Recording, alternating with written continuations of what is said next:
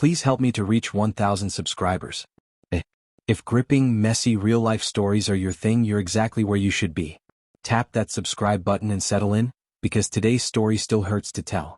I didn't shed a single tear when my husband left the driveway that morning. That should have been my warning sign. I stayed on the porch barefoot, the wood cold under my feet, holding the cup of coffee he'd made for me like he had every day for years. His taillights faded down the street and it hit me, I didn't even give him a proper goodbye. Not a kiss, not a hug, just a half-hearted, drive safe. And even that sounded like I'd rehearsed it. We were supposed to be taking time apart, not ending our marriage. But if I'm honest, something inside me had already packed its bags. My name is Allison and I've been married to Grant for 7 years. On the surface we looked perfect. College love story, shared jokes no one else understood, matching taste in movies. He brought calm into my life, maybe too much calm. Somewhere along the way that comfort turned into a slow, dull ache. Predictability can feel like home, or a cage. I never intended to fall for anyone else. I never even thought I could. But then Derek walked into my life, our company's new art director. He was everything Grant wasn't. Unorganized, brilliant, chaotic, magnetic. He made ideas explode, not gently unfold. And he saw me. Not the wife version of me, not the reliable employee version of me, the me who wanted something unpredictable. It started small, playful teasing, shared lunches, those tiny moments where our eyes lingered a bit too long. Nothing physical. Nothing wrong, at least that's the lie I used. But I began wearing lipstick again. I started buying 2 coffees in the morning. I checked his Instagram stories at midnight like I was 17. Then came the night that rewired everything. We stayed late finishing a campaign. Rain hammered the windows while the office emptied around us. He opened up about his divorce, how the loneliness nearly swallowed him. I confessed how numb my marriage felt, how I sometimes wished for something to shake me awake. And he kissed me. It wasn't desperate or wild, it was gentle, almost questioning. And I let it happen. I didn't pull away. I didn't say no. That moment lit a fuse. Suddenly there were late-night drives, cheap motel rooms, deleted messages, a version of myself I barely recognized. I pretended I was figuring things out, testing my marriage by comparing it to the thrill Derek offered. But that was nonsense. I knew exactly what I was doing. I wasn't confused, I was cheating. Grant felt the shift. He started trying harder. Random flowers, surprise dinner dates, genuine attempts to reconnect. But every gesture felt like watching someone fight for a relationship I'd quietly stepped out of months before. One evening he said with this heartbreaking steadiness, "I don't know what's happening, but I'm not giving up on us. Let's take a weekend apart to reset." I agreed. Not because I wanted to try, but because I didn't have the courage to end our marriage myself. When he drove away with his little suitcase, I was already thinking about Derek. And yet, once the house was empty, something strange happened. I expected freedom, relief, excitement. Instead, I felt like a hollow shell. Derek texted me, "Come over tonight?" I typed yes, then stared at the word like it belonged to someone else. That night at his place, everything looked the same.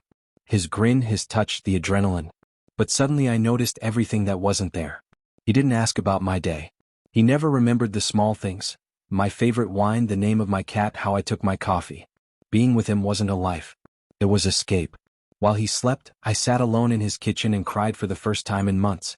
The next morning I didn't message him. I didn't go home either. I just drove. I ended up at the park where Grant and I used to go when we first married. We'd sit on the grass, play cards, laugh about nothing. I tried imagining a world where he wasn't in my life. No lazy Sundays, no quiet mornings, no soft good night as he kissed my forehead. Just emptiness. And panic hit me like ice water. I sped home, terrified I'd thrown away something irreplaceable. But when I pulled into the driveway, Grant's car was already there. He was standing by the garage with his arms folded, suitcase still in the trunk. He had just arrived. His face looked exhausted, more than tired. Bruised. Before I could speak, he said 2 words. "I know." The world stopped. He didn't shout. He didn't ask for explanations.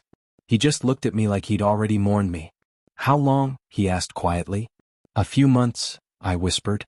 He nodded once as if confirming the answer he expected. Was it worth it? That question sliced through me. "No," I said, because the truth was brutal. Derek wasn't worth destroying my marriage. He wasn't worth losing a man who chose me every single day. "I don't know what I want anymore," I finally said. Grant gave me a small, broken smile. Then he got back in his car, not to unpack but to leave.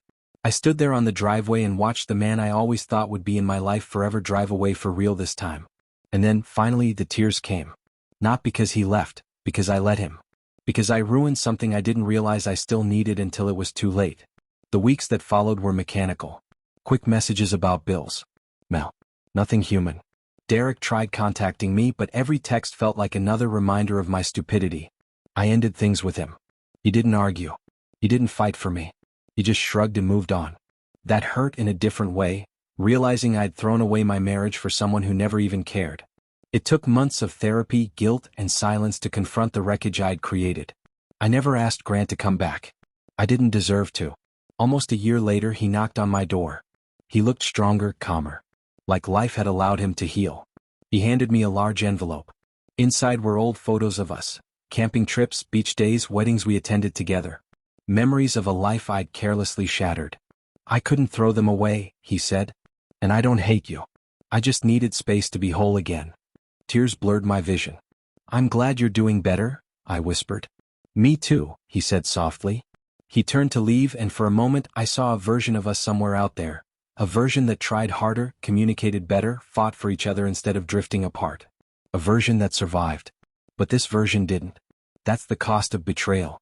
You don't just lose love, you lose the right to deserve the love you destroyed. Please help me to reach 1,000 subscribers.